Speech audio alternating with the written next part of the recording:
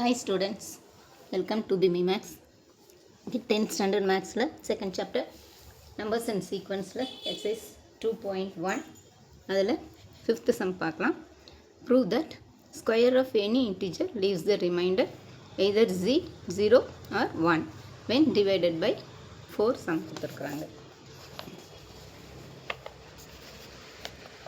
இப்போ நம்ம அந்த தெரியாது எந்த இன்டிஜர்னு தெரியாது, அதனால் அதை வந்து நம்ம எக்ஸ்ன்னு வச்சுக்கிறோம்.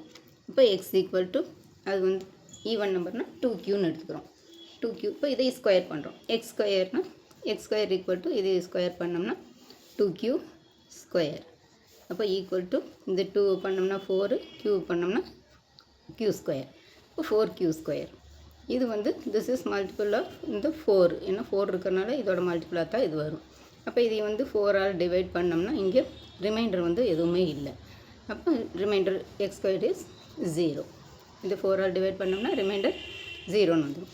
அடுத்து செகண்ட் கேஸ், எக்ஸ் வந்து ஒரு ஆட் இன்டிஜராக இருந்ததுன்னா எக்ஸ் ஈக்குவல் டு இந்த 2q ப்ளஸ் ஒரு 1 ஆட் பண்ணுறோம்.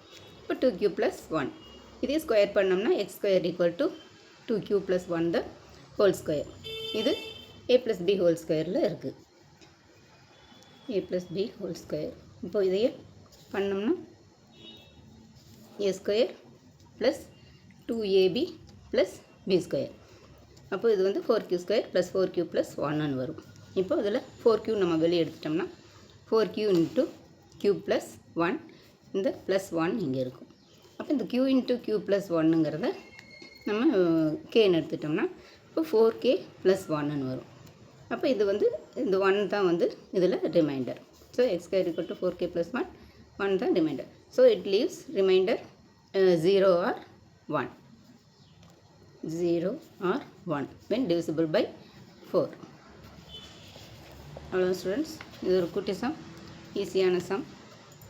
போட்டு பாருங்கள். இந்த வீடியோ பிடிச்சிருந்ததுன்னா லைக் பண்ணுங்கள், ஷேர் பண்ணுங்கள், சப்ஸ்கிரைப் பண்ணுங்கள், பெல் ஐக்கான் கிளிக் பண்ணுங்கள். தேங்க்யூ ஸோ மச் ஃபார் வாட்சிங். Tata, by.